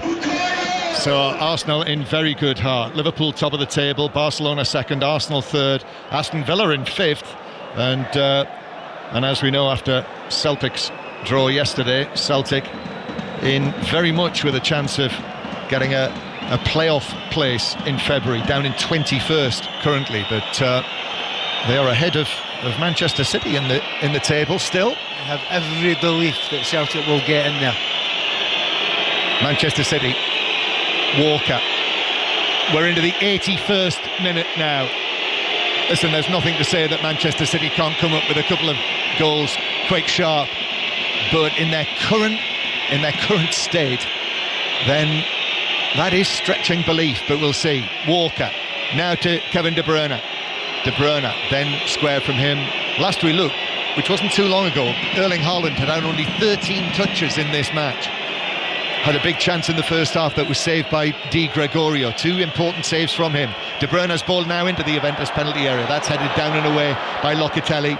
That Manchester City through Diaz are able to play it back to Ederson, who wanders out of his penalty area Full-time whistles will be going shortly in the 7:45 kickoffs. In fact, it has gone at the Den with you, Aaron Paul. Neil Harris bids farewell to the Den on the back of defeat. His side beaten courtesy of a first half Ryan Brewster strike. Millwall hit the post twice but couldn't find a level. The window takes Sheffield United top of the league. Millwall 0, Sheffield United 1. Neil Harris taking the applause of three sides of the Den. So we will have more on that, doubtless, after 10 o'clock. Gary Cahill is going to join us after 10 o'clock on 5 Live tonight. And Manchester City with Grealish. Grealish then rolls his foot over the ball, turns back infield. Still he's being chased. He might have been shoved over there. He was. Free kick given for the challenge by Locatelli. So a free kick to Manchester City, 25 yards out, Pat Nevin. I was going to say, to remember the times when the ball was placed there, you watch Kevin De Bruyne walk up to it and think, this is a right good chance. No, it still is a chance because you know that the quality he's got, but the quality hasn't been there with Kevin De Bruyne most of the time tonight. But you know that he's capable. That's the thing. It only needs that one moment for him to put it in the top corner. It's maybe about 3 or 4 yards further out than he would like, though. Yeah. De Bruyne waiting. Juventus are organising themselves. I can tell you it has finished Hull City 1, Watford 1 in Ruben Sellers' first match in charge at Hull City.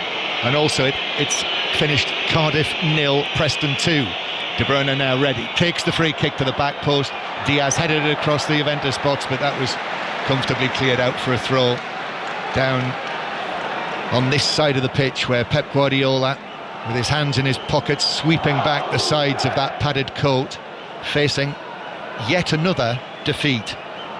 It's a funny thing because look, Pep Guardiola's been brilliant for a long time, but no one's perfect and everyone makes mistakes. Do you know, when you look at that second goal, where it came from? There's no left back. There is no left back, and the ball's just played in there. There's a massive amount of space. Where's your left back? Sitting in the centre of midfield. Grealish has committed a foul, so Juventus, who were playing the ball downfield, but it was overhit, so the referee's brought it back, and it's a yellow card for Grealish for the foul. Free kick to Juventus. Yeah, you're absolutely right, Pat, about the if another manager does that and the ball's played completely over where the left back is, there's a gigantic space there and it stretches the defence, which is a high line anyway, and they score a goal for it, you would ask that question.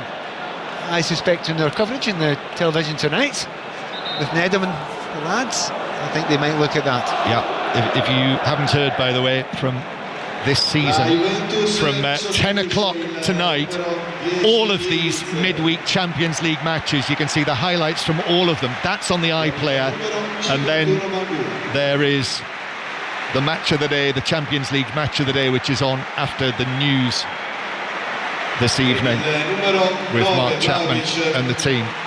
A couple more changes for Juventus. Yildiz and Vlahovic are being substituted. Vlahovic scored his 10th goal for Juventus this season tonight, and off he goes. Applauds to the crowd with Samuel Mbangula, the Belgian under-21 international winger, another of the youngsters, the 20-year-old coming on, and also Douglas Luiz making his return. He's not played since October, Douglas Luiz, after a hamstring injury. So the former Aston Villa and indeed Manchester City man is onto the field, number 26 as he is for Juventus.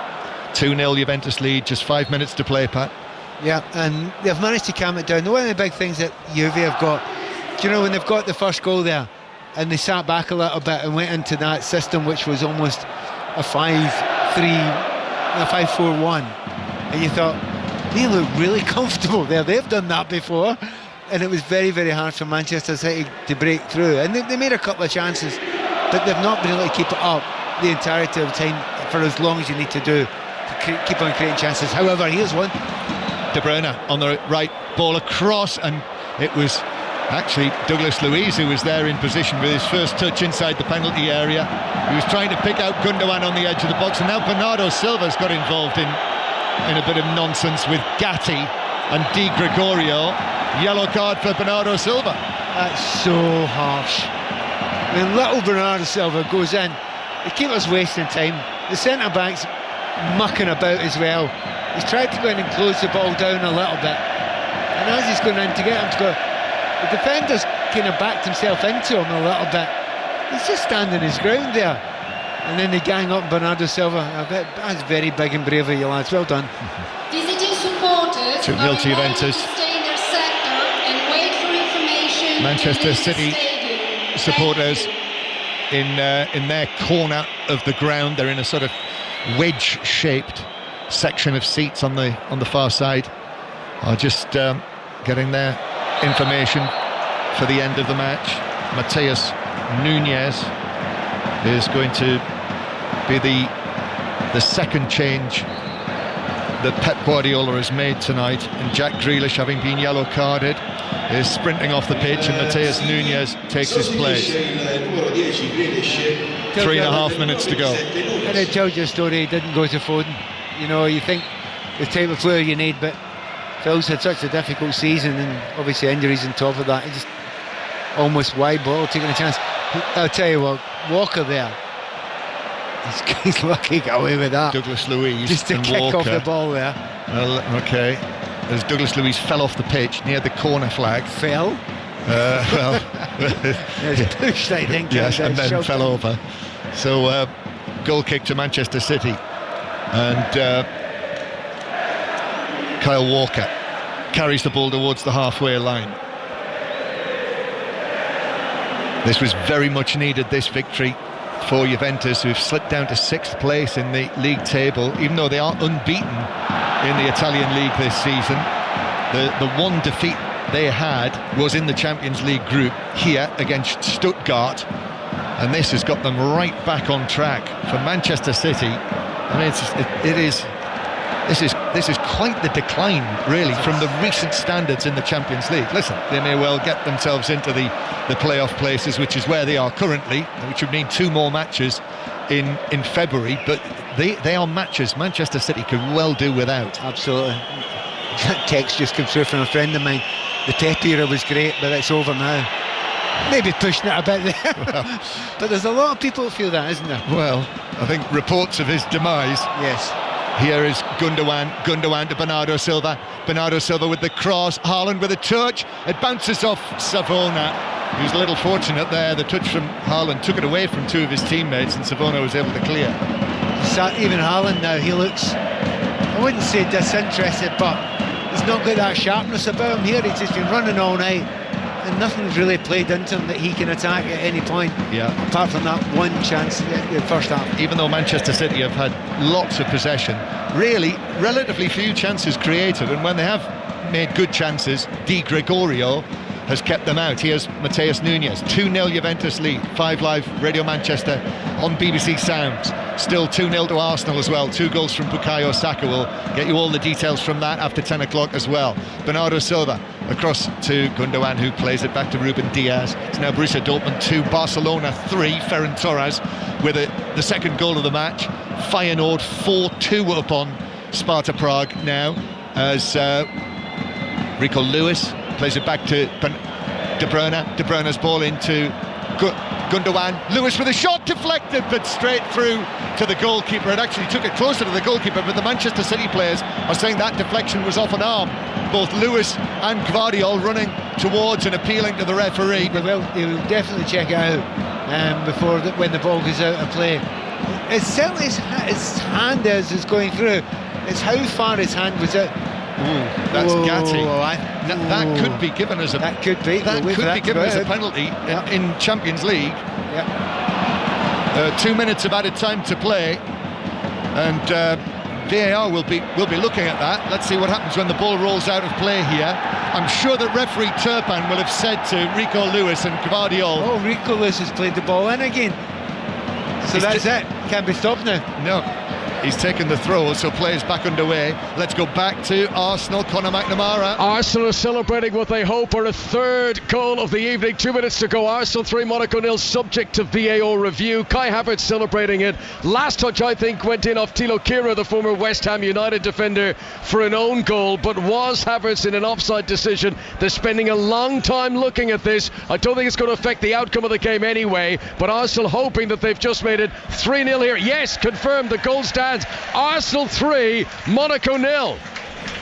So plain sailing for Arsenal tonight against Monaco, who've had a very good Champions League to this point, but are now down in 15th place in the table. Here's De Bruyne. 2-0 down Manchester City. Gundogan, ball was played behind him, stuck out a leg at it, then Weah goes down. I think that was a free kick. It was free kick to Juventus. We're well into added time, just 2 minutes of added time to play. Manchester City are heading to another defeat here, Pat. Yeah, it's never, there was a period, I would say, for 15 minutes after lost the first goal, we thought, well, no, they're going to lift it now and it's going to, but it just kind of faded. It slowly but surely faded. And the question I was asking then, have they got the energy to keep that up, that intensity up for the next 40 minutes or so? If you can do that, you'll get a goal and you could get back in this game. Unfortunately for Manchester City, they were absolutely nowhere near capable of keeping up that pace and that intensity and that quality. Milan are winning 2-1 now against Red Star Belgrade. Tammy Abraham with the goal. You can hear his interview with Neda Manua on BBC Sounds right now. But Juventus are getting ready to celebrate here. This will be a very noteworthy victory. And there is the final whistle here in Turin. And a very satisfied Thiago Motta turns and shakes hands with Pep Guardiola, who has just seen his team fall to their 7th defeat in the last 10 matches. And now automatic qualification for the last 16 of the Champions League is probably beyond Manchester City. Yes, it's beyond Manchester City, I think, but it's not their biggest worry. The biggest worry is you keep on playing like this, there's a chance you don't get through. Then they should still, they've got 2 games, and they should still be able to do it, just about get enough points. But tonight, the saddest thing about Manchester City tonight is, are you really shocked? And I'm not completely shocked. The way they've been playing recently, the tiredness that they're in that group, obviously we know about the injuries, we know he's having to play players that he would rather rest, that he would rather turn around. He had nobody really to go to on the bench tonight that he thought could change the team. And at the moment, it's just hell on hell for Manchester City supporters. They look to me like a team that's not capable of doing it at the intensity you need to do it at the top level to win these games week after week or 2 or 3 times a week. In fact, they don't look like it. They simply can't. And the recipe that is for is not to win competitions. They're in real danger. Yeah, well, it was online tonight, even though this was only match day 6, but Juventus have won it, so they're up to 11 points. They've given themselves a chance of getting into that top 8, but for Manchester City, this run of awful form, this highly unexpected run that they're on, continues here. It's been another laboured performance. They've now lost 6 of their last 7 away matches, and Juventus winning it with 2 second-half goals from Vlahovic and the substitute McKennie. You can hear what it's like here. The Manchester City players in maroon sloping off the pitch, and the Juventus players, they're enjoying this. The club zebra is down there as well, a part of all of these celebrations, and the Juventus song rings out around the stadium after Juventus 2, Manchester City 0. And Pat Nevin in Turin watching those events unfold. And Pat, we've seen various reactions from City players over the last couple of months or so, but as they're making their way off the pitch at Juventus, they just look stunned. They look like they look almost blank in their faces. Yeah, we were talking before the game of what they need to do to change it. That was the big conversation we had. I don't think they really know, and they're walking off looking blank, confused. When you've been a team that's been successful and you work together, you look around and every player you look at, you know you can trust. Not just to work hard, but to do really good things, to be quality things, to get you out of a hole now and again. They must walk off there and look at each other and go, who's going to do it for us? And the only player I thought who had a positive, upbeat, kind of lively attitude when he walked off was probably a player who was quietest on the night, and it was Erling Haaland. And he seemed to have a different kind of body language from everyone else. But the rest of it, you're right, it's almost shock.